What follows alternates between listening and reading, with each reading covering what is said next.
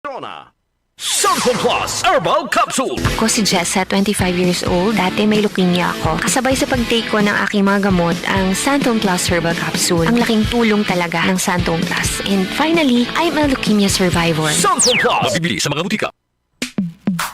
Sa panahon ngayon, kau ba'y sigurado? Kau ba'y protektado? Ang pamilya ay i-shield mo. Laban sa bakterya, i-shield mo. Laban ng pati virus, i-shield mo. Shield Bath Soap. Patay ang 99.9% of bacteria and virus tested. Bilib ang mga eksperto sa Philippine Nurses Association. Sa sakit protektado, i-shield mo. Pamilya protektado, i-shield mo. Shield Bath Soap, manufactured by ACS Manufacturing Corporation. ISO certified, world-class quality. ACS.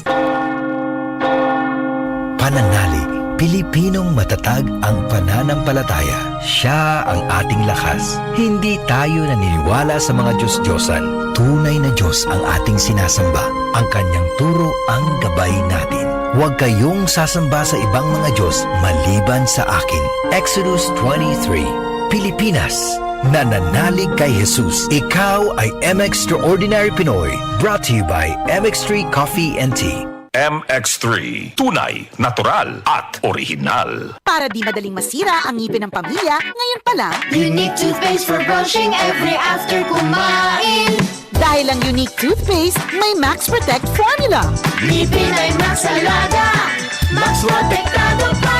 Helps stop cavities even before they start, while keeping breath fresh with regular use. Unique toothpaste for brushing para siguraduhin ngipin ay Max Alaga, Max Protektado pa. Unique. Max Alaga, Max Protectado with unique toothpaste maximum fluoride protection. Manufactured by ACS Manufacturing. ISO certified world-class quality. ACS. Mga karamdaman ba ang problema mo? Subukan ang bago Santon Plus Gold. Santon Plus Gold. Mas pinalakas, mas pinahusay, mas pinagaling. Makatutulong sa paglunas sa mga pamamaga, bukol at iba pang karamdaman sa iyong katawan. Santon Plus Gold. Mabibili sa mga butika.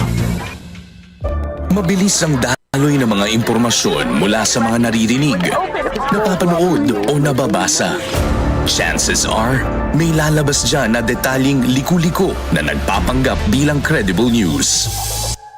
Teka, ayaw natin yan. At ito ang dahilan kung bakit mahigit 7 dekada nang narito ang Radio Mindanao Network upang ipagpatuloy ang tungkulin mula noon hanggang ngayon na mangalap ng mga impormasyong kumpirmado at totoo. Maging mapanuri ang balitang walang basehan, huwag basta paniwalaan, huwag magpalinlang. Siguraduhin verified ang balitang sinusundan, kaya't tutok lang. Dahil sa DZXL News 558 kHz RMN Manila, ang mga balitang budol hindi pinapalusot. DZXL News. Ang himpilan ng RMN.